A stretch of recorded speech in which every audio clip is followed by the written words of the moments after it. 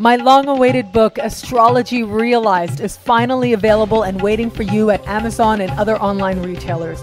Get one for you, your loved one, or as a gift. All part of your fabulous journey to understanding astrology. Enjoy.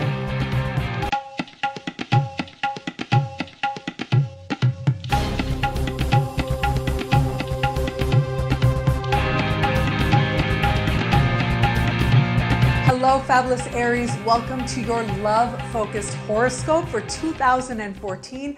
I am your astrologer, Nadiya Shah. Thank you for being here.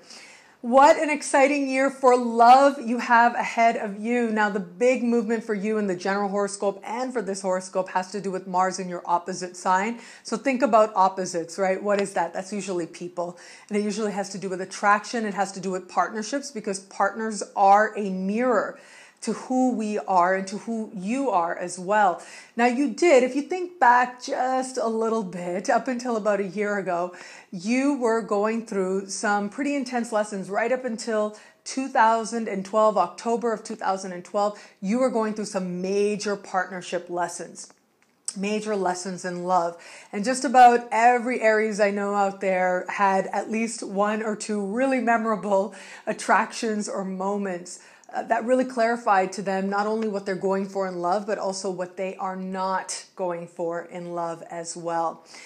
This year promises that you know in your heart and in your soul that you got that lesson. And it's going to give you a lot of chances to actually implement a lot of the learning that you did then. And the main way that you're going to implement it is through the choices that you make. Now, those of you who are attached and committed, you are going to find that your partner needs a lot of your attention. Sometimes in very surprising ways, actually. It's just as if a call comes through all of a sudden, hey, I'm over here and I'm across the town or I'm in jail or whatever. Not to scare anybody out there, but it does look like the last thing you'd expect your partner to do is exactly what they end up doing. And so do just sort of flow with that because whatever their process is, whatever they're going through, yes, it does have to do with their own sense of uncertainty, their own sense of freedom. But also it's almost as if it's a test. It's like they may be unconsciously doing things so that they can see just how much you actually care, just how many hoops you will jump through. And how many you actually do jump through, well, that's very much up to you. And it is relationships that actually make it past the first half of the year that really have the strongest chance of surviving in a much longer term. But you are going to find that it is an adventure with the person that you're with right now. And through it all, you are being encouraged to change as well. You are being encouraged to see yourself in new ways, in different ways. And you are being encouraged to consider where it is that you have some influence over this person and where it is that you really do not. Where it is that you're with somebody who has a will of their own, as is always the case in partnerships. Here's this person, they have a will and a drive of their own, and there's really nothing you can say about a lot of choices that they're going to make because they are on their own spiritual path. The best that you can do is help to facilitate each other's growth at certain key moments. And so with that separation, it's actually very healthy. There's a healthy separation, a healthy sense of self that is being encouraged. And really, it's going to be some very dramatic moments that bring up these very sacred lessons. Those of you who are not in a committed relationship right now, it seems that there's a very strong desire for love. There's a strong desire for partnership. There's a strong desire to be with someone. And that in turn is going to have you open to relationships and open to meeting new people, certainly. But a couple of things here I do just want to mention, and that is this idea of wanting to be wanted and wanting love as opposed to actually being in love with somebody, actually valuing somebody and respecting somebody and feeling like you're in an equal partnership. These are going to be the really big lessons. And what I do see as a possibility for a lot of single people of your sign out there is sort of one of these relationships that goes really fast. But I remember a long time ago, somebody gave me some very good advice. They say, what goes fast has a tendency to crash and burn. And so you do want to be mindful of that because there is going to be this sort of push-pull where at least one of you in this new alliance is going to want to really push things much further. And it's really because the desire for love rather than genuinely knowing this person and respecting this person and wanting to build something with this person. That doesn't mean you can't get there.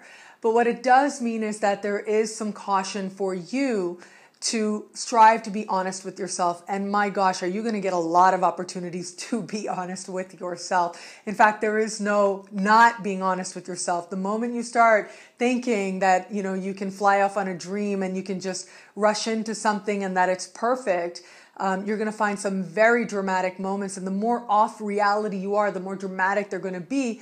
But some very dramatic moments that sort of bring you back to reality and help you to get clear on who this person really is, and get you honest with yourself about why you attracted this person, whether or not whether or not what you're seeing now are deal breakers or not. And also getting you to be really honest with yourself about love in general. Why is it that you want love? I mean, I really think the most independent Aries out there are going to feel a very strong drive to meet the one and to meet the person.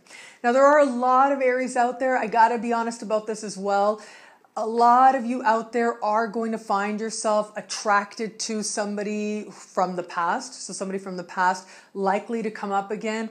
And this would be a relationship that is characterized in very physical terms. Okay, so however that plays itself out and however you understand that, it tends to denote a relationship in the past that was based on strong attraction, especially physical attraction, and the possibility of that being triggered now and you deciding whether or not it's appropriate to actually walk that path and give it another go.